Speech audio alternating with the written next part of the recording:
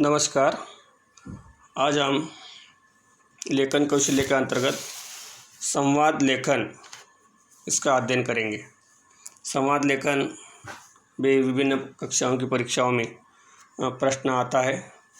बच्चे भी काफ़ी प्रश्न इसके संदर्भ में उपस्थित करते हैं, पूछते रहते हैं और इसीलिए बच्चों को ध्यान में रखकर हमने यह संवाद लेखन पर एक वीडियो बनाने का प्रयास किया।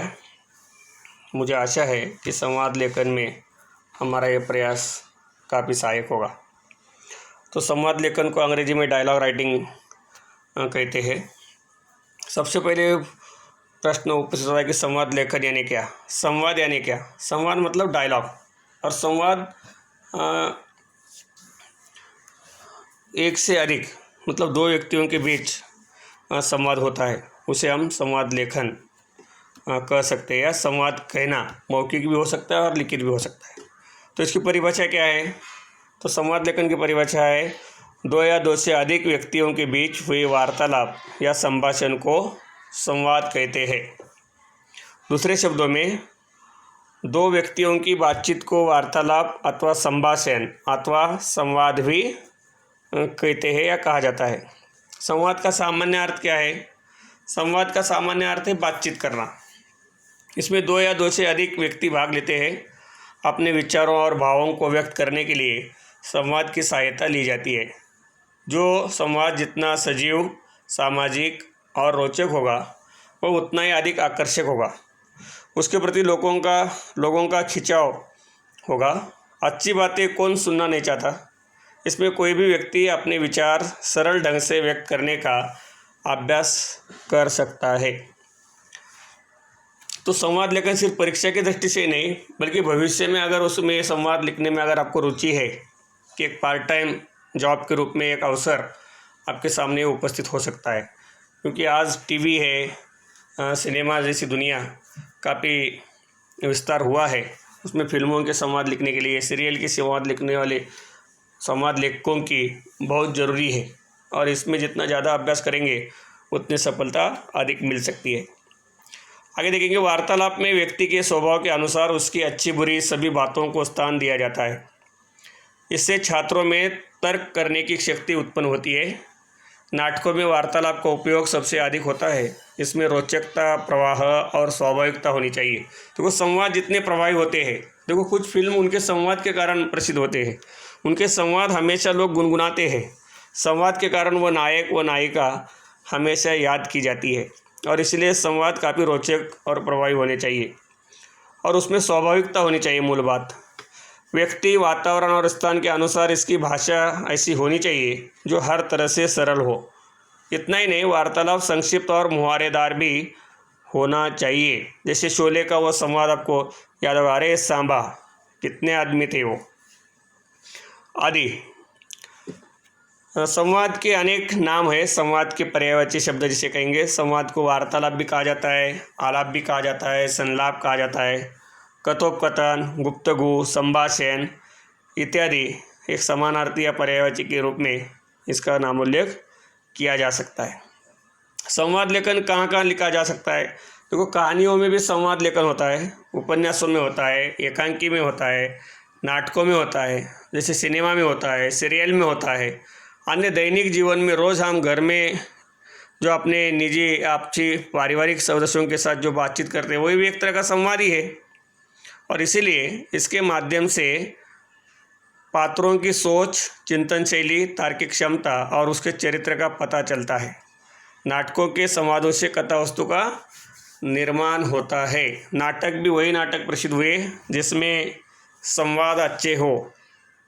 संवाद कैसे होने चाहिए? संवाद के वाक्यों में स्वाभाविकता होनी चाहिए, बनावटीपन नहीं, सहज रूप में। अगर आप एक उदाहरण मैं अभी बताऊंगा कि तारक मेहता का उल्टा चश्मा, देखिए वो संवाद कितने सहज रूप में वो बोलते हैं और देखने वालों को वह ऐसा लगता है कि मानो देखते ही रहे हो, है ना। चाहे कोई भी रोल हो उसमें, जेठालाल हो, दयाबेन हो या अन्य विभिन्न वो पात्रों की एक विशेषता के रूप में, एक अच्छे संवाद के रूप में हम उसका उदाहरण यहाँ दे सकते हैं।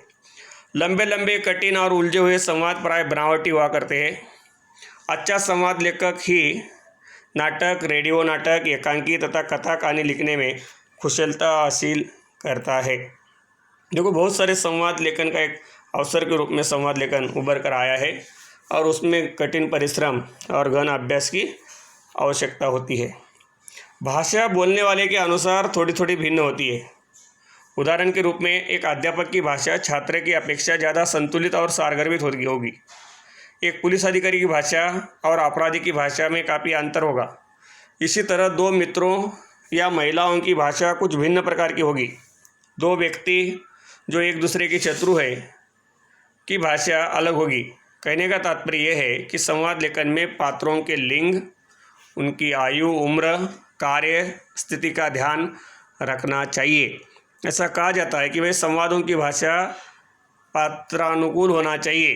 अगर भूमिका करने वाला, रोल करने वाला अगर पात्र पढ़ा लिखा है तो उसके मुंह से असभ्य या अशुद्ध शब्दों का प्रयोग नहीं होता। अगर कोई अनपढ़ व्यक्ति का रोल कर रहा है तो उनके मुंह से शुद्ध शब्दों का आना, ऐसे दर्शक भी उसको स्वीकार नहीं करते, क्योंकि अनपढ़ व्यक्तियों के पास, अशिक्षित लोगों के मुंह से अशुद्ध शब्दों का प्रयोग ज़्यादातर सुनने को मिलता है और दर्शक भी वही अपेक्षा रखते हैं। संवाद लेखन में इन बातों पर भी ध्यान देना चाहिए कि वाक्य रचना सजीव हो, शैली सरल और भाषा बोधगम्य हो, भाषा समझने वाली हो, कठिन शब्दों का प्रयोग उसमें न के बराबर हो, उसमें कठिन शब्दों का प्रयोग कम से कम हो। जैसे कहा, संवाद के वाक्य बड़े न हो, संक्षिप्त और प्रभावशाली हो, मुहावरेदार भाषा काफ़ी रोचक होती है, अतएव यथास्थान उनका प्रयोग करना चाहिए। छोटे छोटे मुहावरे जो है, लोक प्रचलित मुहावरे हैं, कहावतें हैं, इनका प्रयोग संवाद लेखक बराबर करता है और करना चाहिए। हम परीक्षा की दृष्टि से देख रहे हैं तो जिस तरह से प्रश्न आता है उसी के अनुसार एक कल्पनात्मक विचार अपने दिमाग में करना है और उसी के अनुसार संवाद के रूप में हमें उसे लिखना है। अच्छी संवाद रचना के लिए किन किन बातों की ओर ध्यान रखना चाहिए, ये प्रश्न भी उपस्थित होता है। बहुत सारे प्रश्न बच्चे ये पूछते रहते हैं कि भाई अच्छा संवाद लेखन कैसे करें। तो संवाद करते वक्त निम्नलिखित बातों का ध्यान रखना आवश्यक है। सबसे पहले संवाद छोटे होने चाहिए, सहज होने चाहिए और स्वाभाविक होने चाहिए। बड़े बड़े संवाद, बड़े बड़े वाक्य दर्शक याद नहीं रख सकते, इसलिए संवाद बहुत संक्षिप्त में होने चाहिए। संवादों में रोचकता एवं सरसता होनी चाहिए कि लोगों को ऐसे आकर्षक लगने चाहिए कि वही घिसी पिटी भाषा, वही ये सब वाक्य, बार बार वाक्यों की पुनरावृत्ति, उसको दर्शक स्वीकार नहीं करते। इनकी भाषा सरल, स्वाभाविक और बोलचाल के निकट हो, उसमें क्लिष्ट तथा प्रचलित शब्दों का प्रयोग न हो। संवाद पात्रों की सामाजिक स्थिति के अनुकूल हो। अनपढ़ या ग्रामीण पात्रों और शिक्षित पात्रों के संवादों में अंतर रहना चाहिए। इसका उल्लेख हमने पहले भी किया है कि शैक्षिक योग्यता के अनुसार पात्रों की जो योग्यता है उसी के अनुसार उसके संवाद होने चाहिए। संवाद जिस विषय या स्थिति के संबंध में हो उसे क्रमशः स्पष्ट करने वाले हो। संवाद में एक तार्किकता होनी चाहिए। जिस विषय को लेकर वो संवाद लिख रहे हैं उसमें अन्य विषयों का समावेश नहीं होना चाहिए, या विषय विस्तार जिसे कहेंगे, विषयांतर, विषय से हटकर संवाद नहीं होने चाहिए। प्रसंग के अनुसार संवादों में व्यंग्य विनोद का समावेश होना चाहिए। देखिए, दादा कोंड के मराठी के प्रसिद्ध नायक हुए, उनके एक एक वाक्य को सुनकर लोगों को ऐसा लगता था कि भाई इसका कुछ अलग अर्थ निकल रहा है, या आगे ये नायक क्या बोलने वाले हैं। या हिंदी में अच्छे जो नायक हुए या जिनका संवादों के लिए मुझे बहुत याद आते हैं, वो है कादर खान। बहुत अच्छे उनकी जो डायलॉग है, संवाद है कि प्रभावित करते, एक एक वाक्य बहुत सोच समझ कर उसका प्रयोग उन्होंने किया है। और वैसे बहुत सारे नायक नायिकाएं हमें मिलते हैं। प्रसंग के अनुसार संवादों में व्यंग्य विनोद का समावेश होना चाहिए। यथास्थान मुहावरों तथा लोकोक्तियों के प्रयोग से संवादों में सजीवता आती है, इसलिए लोकों में प्रचलित जो उक्तियां हैं उसका भी प्रयोग इसमें होना चाहिए, जैसे कहाँ राजा भोज, कहाँ गंगू तेली आदि। अभी अच्छे संवाद लेखन की क्या क्या विशेषताएं हो सकती है उसको देखना भी बहुत ज़रूरी एवं अनिवार्य होता है। संवाद में प्रवाह, क्रम और तर्कसंगत विचार होना चाहिए। जैसे कहा कि भाई किसी एक विषय चुना है आपने तो उसी के अनुसार वो हो। संवाद देश, काल, व्यक्ति और विषय के अनुसार लिखा होना चाहिए। संवाद सरल भाषा में लिखा होना चाहिए। संवाद में जीवन की जितनी अधिक स्वाभाविकता होगी वह उतना ही अधिक सजीव, रोचक और मनोरंजक होगा। संवाद का आरंभ और अंत रोचक हो, प्रभावी ढंग से संवाद लेखन होना चाहिए ताकि सुनने वालों को वह आकर्षित करे और अंत तक उसको पकड़ के रखे। ऊपर दी गई विशेषताओं को ध्यान में रखकर छात्रों को संवाद लिखने का अभ्यास करना चाहिए। इससे उनमें जीवनगत यथार्थ को समझने और सृजनात्मक शक्ति को जागृत करने का अवसर मिलता है। उनमें बोलचाल की भाषा लिखने की प्रवृत्ति जागती है। इस प्रश्न का उद्देश्य मुझे यही लगता है कि वे बच्चे किस तरह दूसरों को सुनते हैं। ऐसा कहा जाता है कि भाषा दूसरों से सुनकर ही सीखी जाती है। सुनना, बोलना, पढ़ना और लिखना, ये जो भाषा सीखने के जो 4 सोपान है, उसका औपचारिक या अनौपचारिक रूप से हमें उसका अध्ययन करना चाहिए। और तभी अगर दुनिया का कोई भी विषय अगर आपको दिया गया लिखने के लिए तो बच्चे आसानी से उसमें लिख सकते हैं। इसके लिए ज़रूरत है अभ्यास की। अभी संवाद लेखन के उदाहरण कौन कौन से हो सकते हैं? बच्चे प्रश्न उपस्थित कर सकते हैं, कोई भी प्रश्न हो सकता है। अध्यापक और विद्यार्थी के बीच संवाद, माता और पुत्र के बीच संवाद, लड़का और पिता के बीच संवाद, ग्राहक और दुकानदार के बीच संवाद। ऐसे कुछ उदाहरण आपके सामने प्रस्तुत करेंगे और 1-2 उदाहरण आपको बताने का प्रयास हम करेंगे। कुछ उदाहरण इस तरह है कि हामिद और दुकानदार का संवाद, उसके बाद रोगी और वैद्य, रोगी या पेशेंट और डॉक्टर के बीच संवाद आदि। एक संवाद आपके सामने मैं उदाहरण स्वरूप उसका वाचन करके बताऊंगा या उसको बताऊंगा कि भाई किस तरह से लिखा जाता है। हामिद और दुकानदार का संवाद। हामिद, ये चिमटा कितने का है? दुकानदार, ये तुम्हारे काम का नहीं है जी। हामिद, बिकाऊ है कि नहीं? दुकानदार, बिकाऊ नहीं है। और यहाँ क्यों लाद लाए हैं? हामिद, तो बताते क्यों नहीं है? कई पैसे का है? दुकानदार, 6 पैसे लगेंगे। हामिद, ठीक बताओ। दुकानदार, ठीक ठीक 5 पैसे लगेंगे, लेना हो तो लो, नहीं तो चलते बनो। हामिद, 3 पैसे लोगे? इस तरह से ये संवाद यहाँ समाप्त होते हैं। तो 5 अंकों के लिए प्रश्न आता है परीक्षा की दृष्टि से। इसे 5-5 या 6-6, 10-10 संवाद उसमें आप संक्षेप में लिख सकते हैं। दूसरा संवाद है पड़ोसी और आंगनू काका का संवाद, है ना। पड़ोसी, ये पिल्ला कब पाला आंगनू काका? आंगनू काका, अरे भैया, मैंने काहे को पाला, यहाँ अपने ही पेट को ठिकाना नहीं, रात में न जाने कहाँ से आ गया। पड़ोसी, तुम इसे पाल लो काका। आंगनू काका, भैया की बातें, इसे पालकर करेंगे क्या? पड़ोसी, तुम्हारी कोठरी ताका करेगा। आंगनू काका, कोठरी में कौन खजाना गड़ा है जो ताकेगा?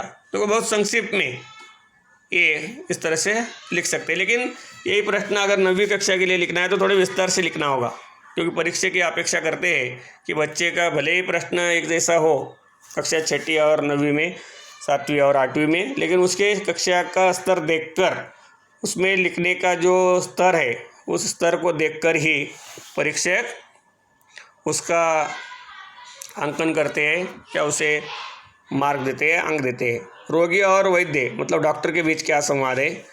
रोगी, औषधालय में प्रवेश करते हुए, वैद्य जी नमस्कार।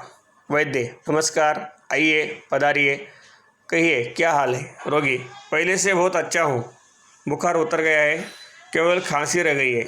वैद्य, घबराए नहीं, खांसी भी दूर हो जाएगी, आज दूसरी दवा देता हूँ, आप जल्द अच्छे हो जाएंगे। रोगी, आप ठीक कहते हैं, शरीर दुबला हो गया है, चला भी नहीं जाता और बिछावन पर पड़े पड़े तंग आ गया हूँ। वैद्य, चिंता की कोई बात नहीं, सुख दुख तो लगे ही रहते हैं, कुछ दिन और आराम कीजिए, सब ठीक हो जाएगा। रोगी, कृपया खाने को बताएं, अब तो थोड़ी थोड़ी भूख भी लगती है। वैद्य, फल खूब खाइए, ज़रा खट्टे फलों से परहेज रखिए, इनसे खांसी बढ़ जाती है। दूध, खिचड़ी और मूंग की दाल आप खा सकते हैं। रोगी, बहुत अच्छा, आजकल गर्मी का मौसम है, प्यास बहुत लगती है, क्या शरबत पी सकता हूँ? वैद्य, शरबत के स्थान पर दूध अच्छा रहेगा, पानी भी आपको अधिक पीना चाहिए। रोगी, अच्छा, धन्यवाद, कल फिर आऊँगा। वैद्य, अच्छा, नमस्कार। इस तरह संवाद लेखन के उदाहरण हम देख सकते हैं। बहुत सारे आपके आसपास जो भी उदाहरण दिखते हैं उसका भी एक उदाहरण से स्वरूप आप देख सकते हैं, जैसे माँ बेटे के बीच संवाद आदि कुछ उदाहरण भी मैं आपको विषय के रूप में बताना चाहूँगा। पहले ही उल्लेख किया उसका, माँ और बेटे का संवाद, अध्यापक और छात्र का संवाद, दो मित्रों के बीच संवाद, दो सहेलियों के बीच संवाद, माँ परीक्षा के संदर्भ में या परीक्षा परिणाम आने के बाद उस पर छात्रा और लड़का और अपने माता या पिताजी के साथ संवाद आदि ऐसे कई सारे उदाहरण देख सकते हैं। कोई भी ऐसे उदाहरण आ सकते हैं। तो कुल मिलाकर संवाद के बारे में काफ़ी विस्तार से बताने का प्रयास हमने किया। ये वीडियो आपको ज़रूर अच्छा लगा होगा।